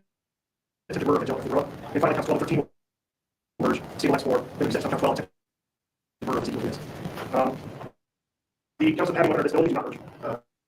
That's another wrong thing. I don't think there'll be any objection defense on that. That would be states. Stating with regard to murder. The next thing I'd like to mention are firearm specifications. Juan Davis has been convicted of 1 year, 18-month, 3 year, 54 firearm specifications by each count, except for weapons of disability counts. The state elects to proceed on 54 firearm specifications. These are what the other two suspects look like. 1 3-year firearm specifications on each discount. There's that guy. State elects to proceed on 3-year firearm specifications. When it comes to the number of firearm specifications, it's less. Because we got convictions for He speaks, but it wasn't that sensitive. state must have at least 2 of these types of specifications. Now the other guy will piss you off by playing. 2 3-year firearm specifications for Mr. Carter. And this is under Section 2929, but 114. So G. That same section allows the droplets to give more than 2. I mentioned this in the memo. There's a case that came out from the report. It said in James Sorensen because he had made.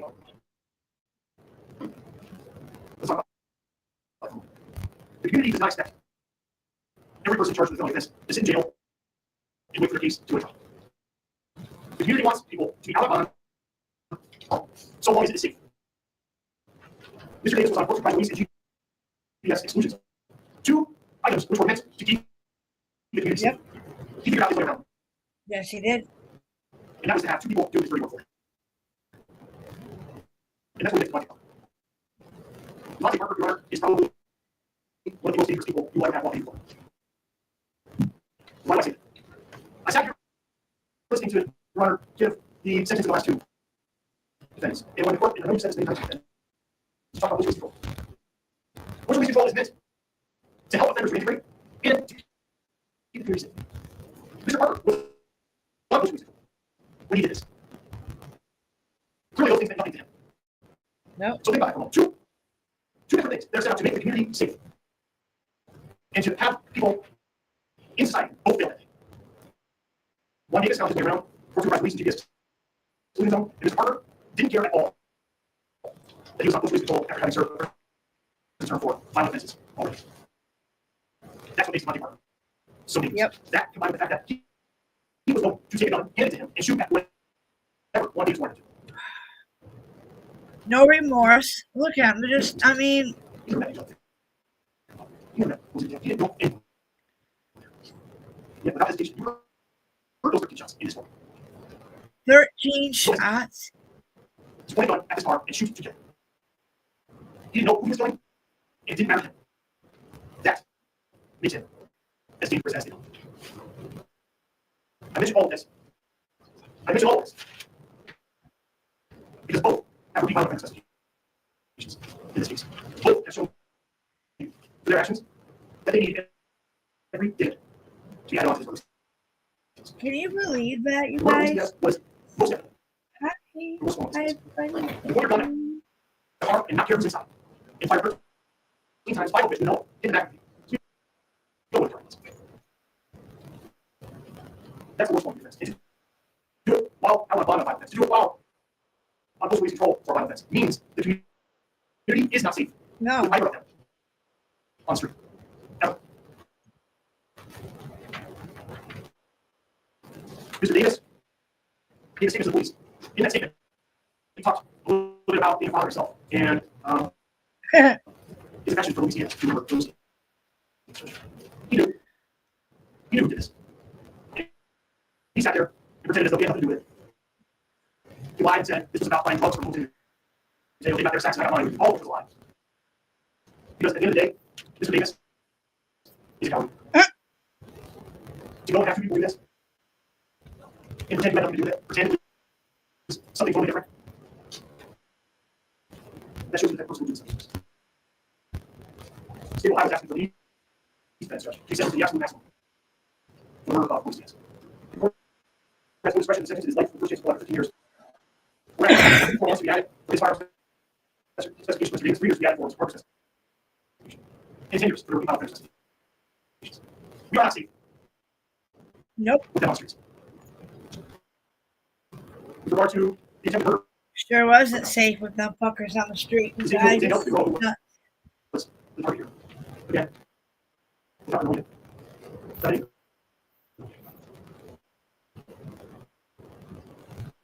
Please, the judge, no. The judge was not here, so she's here now. She just is out. She got him. She is not able to speak.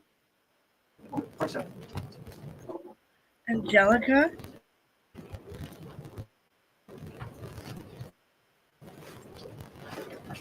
I think she's the mom of the little boy. What is it? So you see LINTS, the open arm iOS.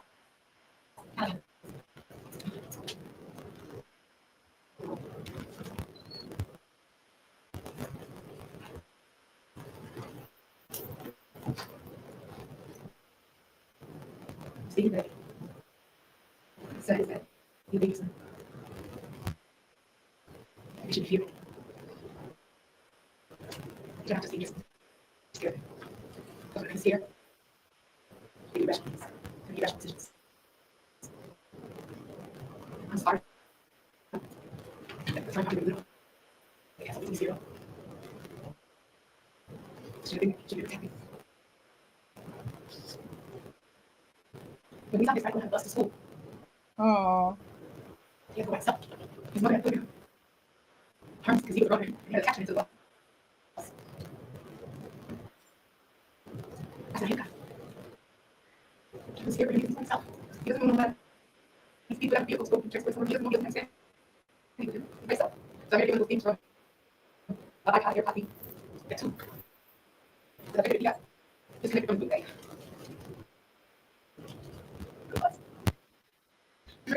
Oh.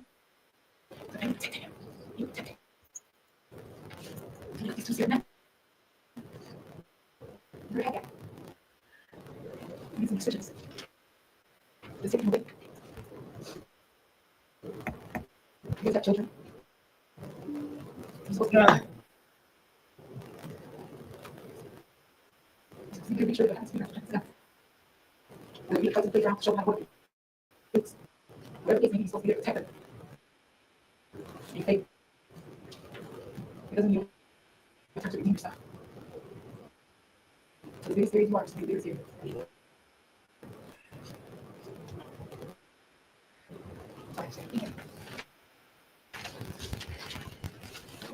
Okay, now It's gonna make you mad if the other guy pops up. Again, last name Taullet. What about again? Except, once I get got another good. Yes. And once I remember the big currency code, oh my God. What? Like, just a minute, but maybe one day from now, you'll be back. You have a wheelchair, you have a hope. That was the case. That was the case. He came on to case, and he thought, we did everything we could. I'm going to save his life. He said, Crazy. gotta be home. We did everything we could. He said, Maybe this is the grandfather too. no one did this. Why he did this? No, so we can get it. And there's, and that's what I mean. You guys make a mistake. I'm glad that's all. You guys make sense.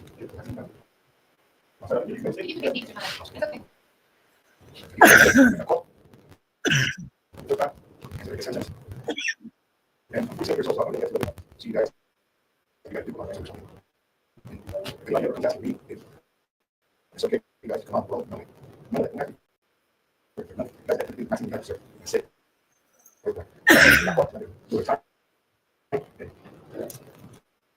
These guys are like, this is going to write something there. You guys say you guys are going to get 10. No, you're not going to take care of 5 6. I got to take them home.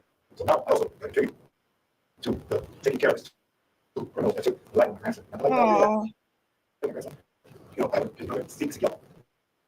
And so they just like the news. Yes, you know, and like I said earlier, when I see this news, now I know. It's our taxpayer money. Now I know how hard it is for family members. And for me, this is like, when it comes to something matter. But let's see what about the news. That's why I say, thank you.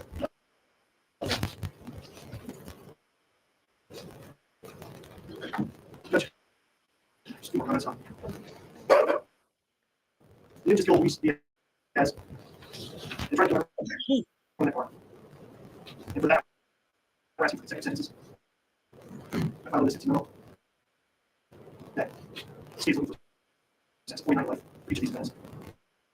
We'll leave off this. I never got that. Luis Diaz.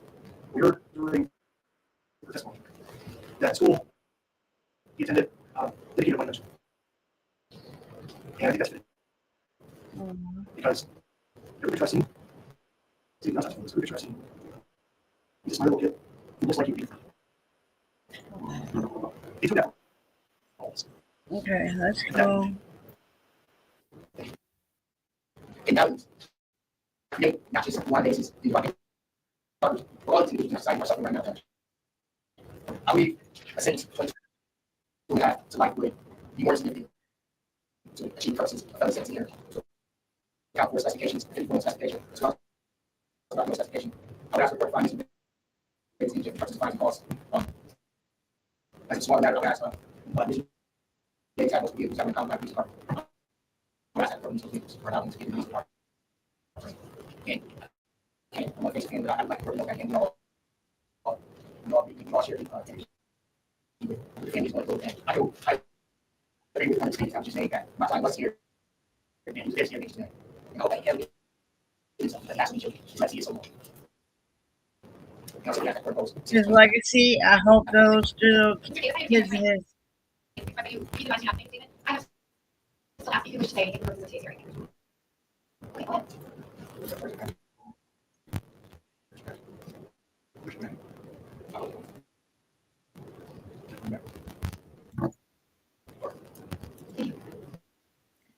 See, his was not very good.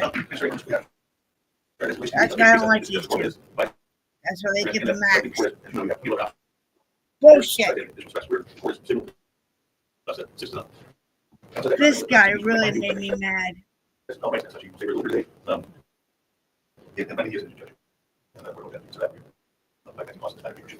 you. Mr. Carter, same thing. You're trying to tell me that this has to speak. I have to give you the opportunity to say anything you wish for purposes of this. Try to say. Okay, go ahead. Listen to him. I was was getting mad. I want to discussing that. Real talk. He said if I was, he's denying it still. Listen to what this fucking asshole says. It's gonna burn your blood. It's gonna boil. It's gonna boil. He had me mad.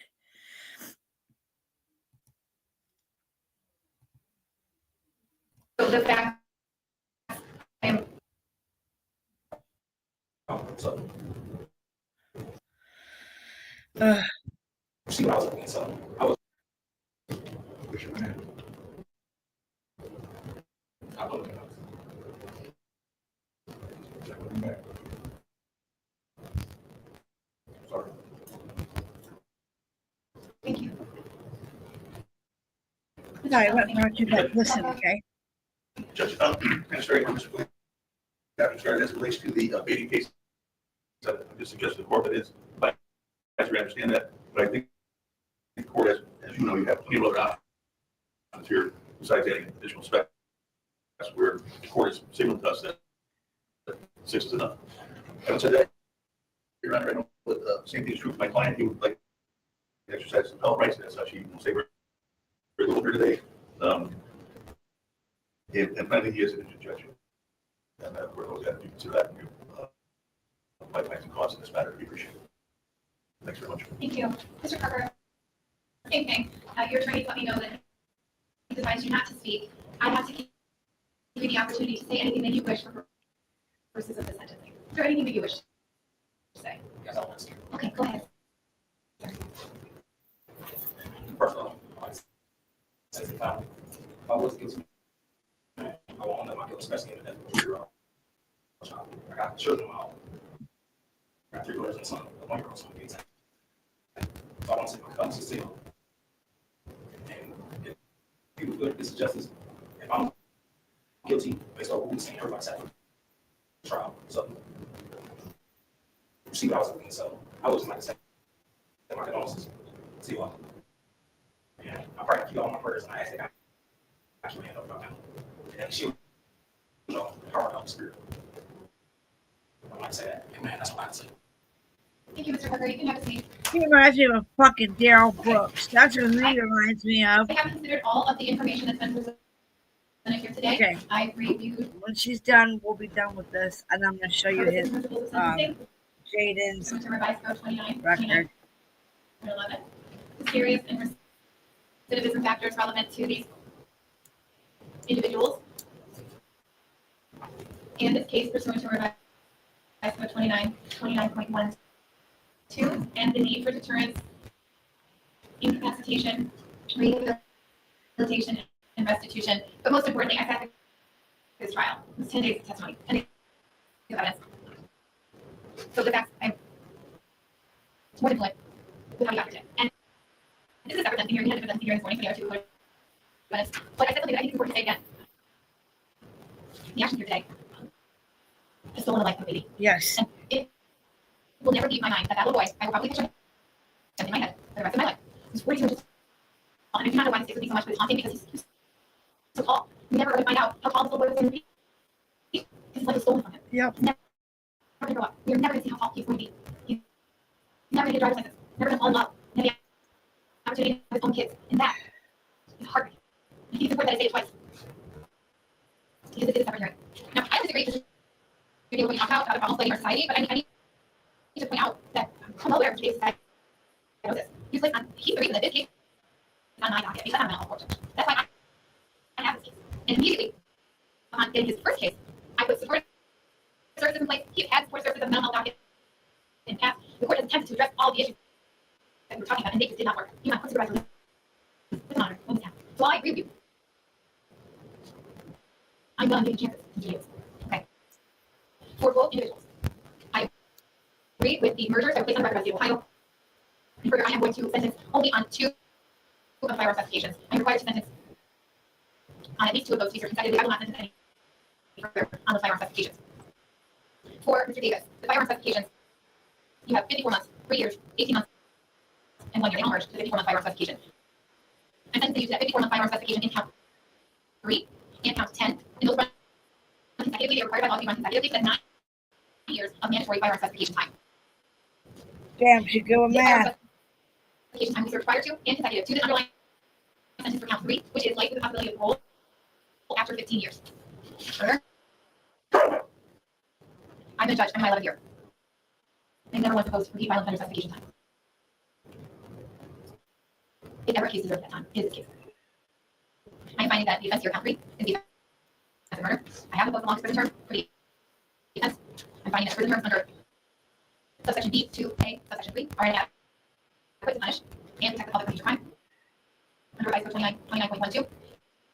And the prison terms under that same subsection above are demeaning to the seriousness of the offense because one or more factors under ISO 29.12 indicate Mr. Davis' conduct is more serious than conduct normally constituting the offense, and they outweigh all factors indicating Mr.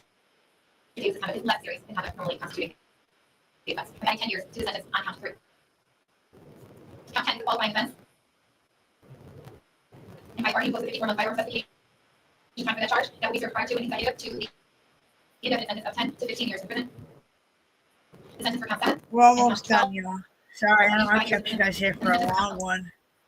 17 is 3 years in prison. So adding all up further, I find consecutive sentences are necessary in order in this case. I'm ordering Mr. Davis to serve the sentence on counts 3, 7, and 10 consecutively. After reviewing the record, the evidence, I find that consecutive sentences are necessary to punish Mr. Davis to protect the public from future crime and do not disproportionate to the conduct or danger posed by Mr. Davis. And I can find all 3 subsections that apply in this case. I would need to find one. Mr. Davis' criminal history demonstrates that consecutive sentences are necessary to protect the public. I can also find that Mr. Davis is offensive of course of conduct and that alarm cause was so great, he made the loss of life that will avoid.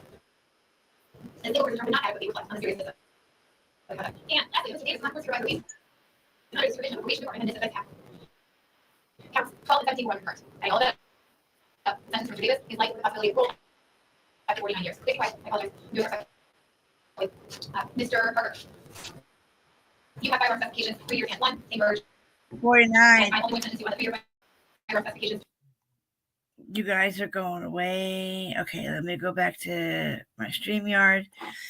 Okay, y'all. What in the actual, like, oh my God. Like, I do gotta show you this because Jaden was the one that I decided to look up. And just so you guys get kind of like a brief of what I've been working on digging. Went and got his public records. So this is his case number. The judge, Shannon, she was so pretty, beautiful. This is his number.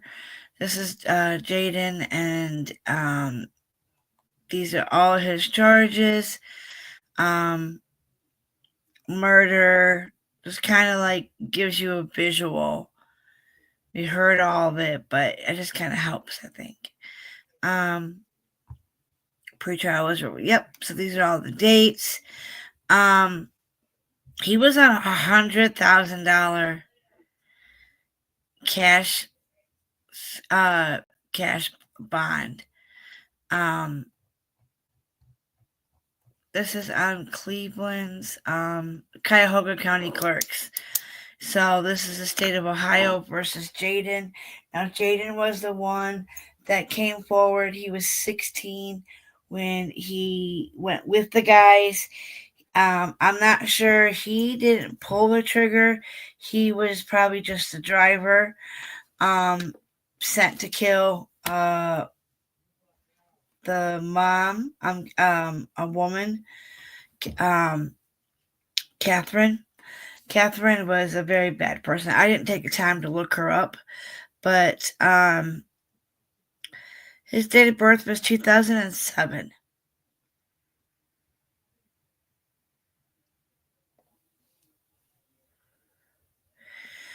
Involuntary manslaughter,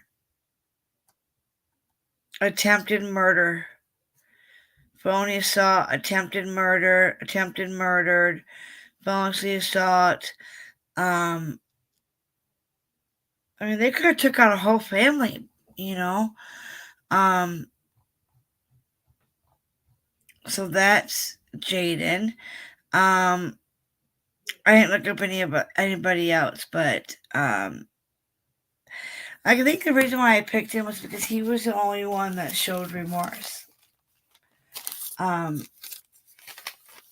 The other people did not show not one single. The two guys, the one guy that said that if he was guilty, that totally pissed me off. Like you don't do that. You don't. Hi. But yeah, you don't. Like he literally said that if he was guilty, he would own up to it, right? Like, how dare you say that? Like, and both their attorneys told them not to speak. Told them not to speak. I cannot believe it. I cannot.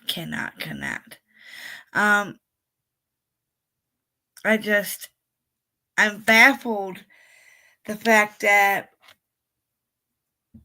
judge even told them, look, what you did was totally just sickening,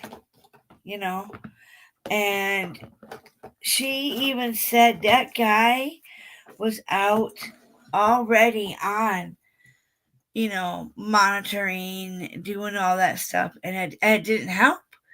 It did not help. What was Butler, Bart? I can't remember their names now because I only I didn't write down all their names because they didn't show any remorse. They didn't care about the 3-year-old. What got me the most was how the guy said, if he was guilty, he would have owned up to it. You were guilty, dude. Guilty. He was guilty. And there's so many true crime stories to go over anymore. But I'm not sure. Did you guys hear my song that I have? Since I have it, I didn't know I was allowed to still do it.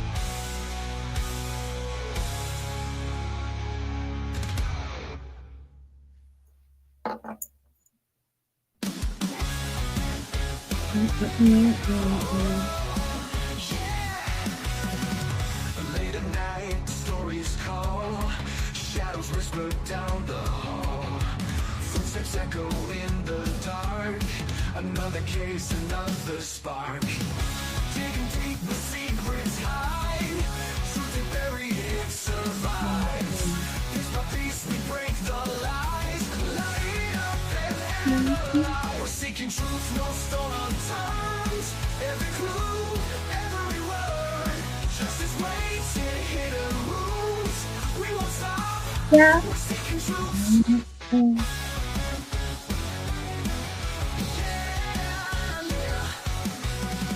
Silent victims lost and gone, echoes scream but life moves on, faded faces, mystery calls, answers waiting in the walls, digging deep where secrets hide, something buried, it survives, piece by piece we break the lies, light up and alive, we're seeking truth, no stone unturned, every clue, every word, justice waits in hidden rooms, we won't stop, we're seeking truth.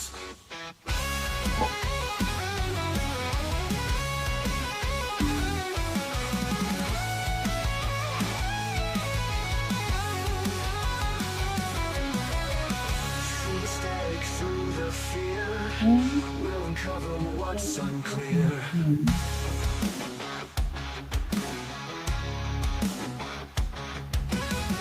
Through the static, through the fear, we'll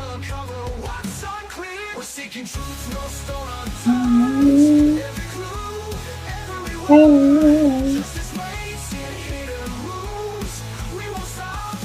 We're seeking truths. No, we won't stop. No, we won't stop. We're seeking truths.